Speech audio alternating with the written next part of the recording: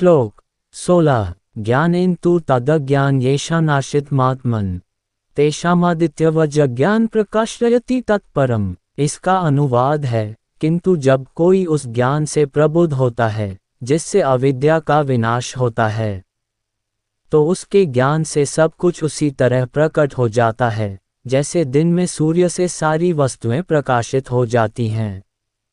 इसका तात्पर्य है, जो लोग कृष्ण को भूल गए हैं वे निश्चित रूप से मोहग्रस्त होते हैं, किंतु जो कृष्ण भावना भावित हैं वे नहीं होते। भगवद गीता में कहा गया है, सर्वं ज्ञानप्लवेन ज्ञानाग्नि सर्वकर्माणि तथा न हि ज्ञानेन सदृशम। ज्ञान सदैव सम्माननीय है, और वह ज्ञान क्या है? श्री कृष्ण के प्रति आत्मसमर्पण करने पर ही पूर्ण ज्ञान प्राप्त होता है, जैसा कि गीता में ही कहा गया है, बहुना जन्मनामन्ते ज्ञानवान मां प्रपद्यते। अनेकानेक जन्म बीत जाने पर ही पूर्ण ज्ञान प्राप्त करके मनुष्य कृष्ण की शरण में जाता है, अथवा जब उसे कृष्ण भावनामृत प्राप्त होता है तो उसे सब कुछ प्रकट होने लगता है, जिस प्रकार सूर्योदय होने पर सारी वस्तुएं दिखने लगती हैं।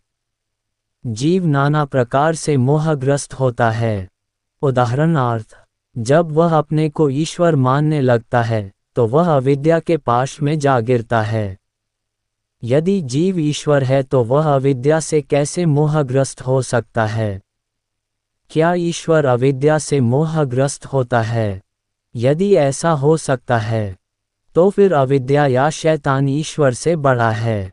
वास्तविक ज्ञान उसी से प्राप्त हो सकता है जो पुनर्तः कृष्ण भावना भावित है।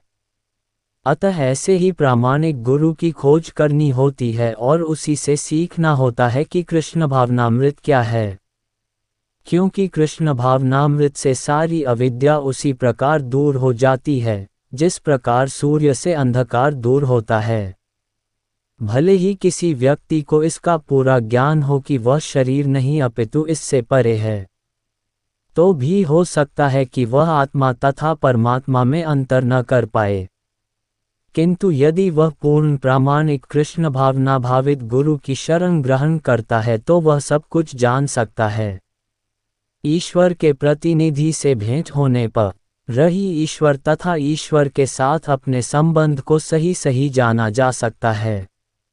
ईश्वर का प्रतिनिधि कभी भी अपने आप को ईश्वर नहीं कहता, यद्यपि उसका सम्मान ईश्वर की ही भांति किया जाता है, क्योंकि उसे ईश्वर का ज्ञान होता है। मनुष्य को ईश्वर और जीव के अंतर को समझना होता है।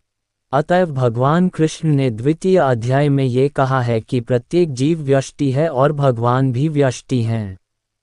ये सब भूतकाल में व्यष्टि थे, संप्रति भी व्यष्टि हैं और भविष्य में मुक्त होने पर भी व्यष्टि बने रहेंगे। रात्रि के समय अंधकार में हमें प्रत्येक वस्तु एक सी दिखती है, किंतु दिन में सूर्य के उदय होने पर सारी वस्तुएं अपने अपने वास्तविक स्वरूप में दिखती हैं। आध्यात्मिक जीवन में व्यष्टि की पहचान ही वास्तविक ज्ञान है। श्लोक 17 तद्बुद्धयस्तदात्मानस्तन्निष्ठास्तत्प्रयण गच्छन्त्य पुनरावृत्तिं ज्ञान निर्धूत कल्मषा। इसका अनुवाद है, जब मनुष्य की बुद्धि, मन, श्रद्धा तथा शरण सब कुछ भगवान में स्थिर हो जाते हैं, तभी वह पूर्ण ज्ञान द्वारा समस्त कल्ष से शुद्ध होता है और मुक्ति के पथ पर अग्रसर होता है। इसका तात्पर्य है, परम देव, यह सत्य भगवान कृष्ण ही हैं। सारी गीता इसी घोषणा पर केंद्रित है कि कृष्ण श्री भगवान हैं। यही समस्त वेदों का भी अभिमत है। परतत्व का अर्थ परम सत्य है, जो भगवान को ब्रह्म, परमात्मा तथा भगवान के रूप में अजानने वालों द्वारा समझा जाता है। भगवान ही इस परतत्व की पराकाष्ठा हैं, उनसे बका कुछ नहीं है। भगवान कहते हैं, मत परतर नान्यत किंचिदस्ति धनंजय। कृष्ण निराकार ब्रह्म का भी अनुमोदन करते हैं, ब्रह्मणो हि प्रतिष्ठाहम्। अतः सभी प्रकार से कृष्ण परम सत्य परतत्व हैं। जिनके मन, बुद्धि, श्रद्धा तथा शरण कृष्ण में है, अर्थात जो पूर्णतया कृष्ण भावना भावित हैं, उनके सारे कल्ष धुल जाते हैं और उन्हें अब्रह्म संबंधी प्रत्येक वस्तु का पूर्ण ज्ञान रहता है। कृष्ण भावना भावित व्यक्ति यह भली भांति समझ सकता है कि कृष्ण में द्वैत है, एक साथ एकता तथा भिन्नता, और ऐसे दिव्य ज्ञान से युक्त होकर वह मुक्ति पथ पर सुस्थिर प्रगति कर सकता है। श्लोक 18 विद्याविनिसंपन्ने ब्राह्मणे गवि हस्तिनी शुनि चैव श्वपाके च पंडिता समदर्शिन। इसका अनुवाद है, विनम्र साधु पुरुष अपने वास्तविक ज्ञान के कारण एक विद्वान तथा विनीत ब्राह्मण, गाय, हाथी, कुत्ता तथा चांडाल को समान दृष्टि संभाव से देखते हैं। इसका तात्पर्य है, कृष्ण भावना भावित व्यक्ति योनि या जाति में भेद नहीं मानता। सामाजिक दृष्टि से ब्राह्मण तथा चांडाल भिन्न भिन्न हो सकते हैं अथवा योनि के अनुसार कुत्ता, गाय तथा हाथी भिन्न हो सकते हैं, किंतु विद्वान योगी की दृष्टि में ये शरीरगत भेद अर्थहीन होते हैं। इसका कारण परमेश्वर से उनका संबंध है और परमेश्वर परमात्मा रूप में हर एक के हृदय में स्थित हैं। परम सत्य का ऐसा ज्ञान वास्तविक यथार्थ ज्ञान है। जहाँ तक विभिन्न जातियों या विभिन्न योनियों में शरीर का संबंध है, भगवान सबों पर समान रूप से दयालु हैं, क्योंकि वे प्रत्येक जीव को अपना मित्र मानते हैं। फिर भी जीवों की समस्त परिस्थितियों में वे अपना परमात्मा स्वरूप बनाए रखते हैं। परमात्मा रूप में भगवान चांडाल तथा ब्राह्मण दोनों में उपस्थित रहते हैं। यद्यपि इन दोनों के शरीर एक से नहीं होते। शरीर तो प्रकृति के गुणों के द्वारा उत्पन्न हुए हैं, किंतु शरीर के भीतर आत्मा तथा परमात्मा समान आध्यात्मिक गुण वाले हैं। परंतु आत्मा तथा परमात्मा का बड़ी यह समानता उन्हें मात्रात्मक दृष्टि से समान नहीं बनाती, क्योंकि व्यष्टि आत्मा किसी विशेष शरीर में उपस्थित होता है, किंतु परमात्मा प्रत्येक शरीर में है। कृष्ण भावना भावित व्यक्ति को इसका पूर्ण ज्ञान होता है, इसीलिए वह सचमुच ही विद्वान तथा समदर्शी होता है। आत्मा तथा परमात्मा के लक्षण समान हैं, क्योंकि दोनों चेतन, शाश्वत तथा आनंदमय हैं। किंतु अंतर इतना ही है कि आत्मा शरीर की सीमा के भीतर सचेतन रहता है, जबकि परमात्मा सभी शरीरों में सचेतन है। परमात्मा बिना किसी भेदभाव के सभी शरीरों में विद्यमान है। श्लोक 19 इह तैर्जित सर्गो एषा साम्य स्थित मन निर्दोष है सम ब्रह्म तस्माद ब्रह्मणीते स्थिता। इसका अनुवाद है, जिनके मन एकत्व तथा समता में स्थित हैं उन्होंने जन्म तथा मृत्यु के बंधनों को पहले ही जीत लिया है। वे ब्रह्म के समान निर्दोष हैं और सदा ब्रह्म में ही स्थित रहते हैं। इसका तात्पर्य है, जैसा कि ऊपर कहा गया है, मानसिक समता आत्म साक्षात्कार का लक्षण है। जिन्होंने ऐसी अवस्था प्राप्त कर ली है, उन्हें भौतिक बंधनों पर, विशेषतया जन्म तथा मृत्यु पर, विजय प्राप्त किए हुए मानना चाहिए।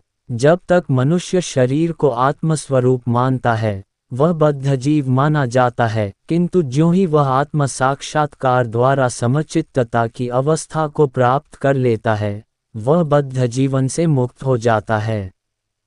दूसरे शब्दों में, उसे इस भौतिक जगत में जन्म नहीं लेना पड़ता, अपितु अपनी मृत्यु के बाद वह आध्यात्मिक लोक को जाता है। भगवान निर्दोष हैं क्योंकि वे आसक्ति अथवा घृणा से रहित हैं।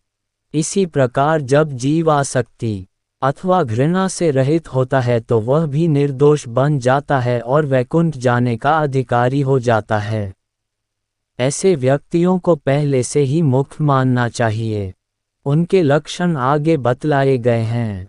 श्लोक 20 न प्रहृष्ये तप्रियम प्राप्य नोद्विजेत प्राप्य चाप्रियम स्थिर बुद्धिर्सम्मूहो ब्रह्मविद ब्रह्मणि स्थित। इसका अनुवाद है, जो न तो प्रिय वस्तु को पाकर हर्षित होता है और न अप्रिय को पाकर विचलित होता है, जो स्थिर बुद्धि है। जो मोहरहित है और भगवद विद्या को जानने वाला है, वह पहले से ही ब्रह्म में स्थित रहता है। इसका तात्पर्य है, यहाँ पर स्वरूप सिद्ध व्यक्ति के लक्षण दिए गए हैं।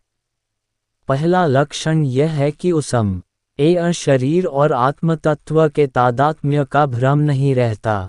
वह ये भली भांति जानता है कि मैं ये शरीर नहीं हूँ, अपितु भगवान का एक अंश हूँ।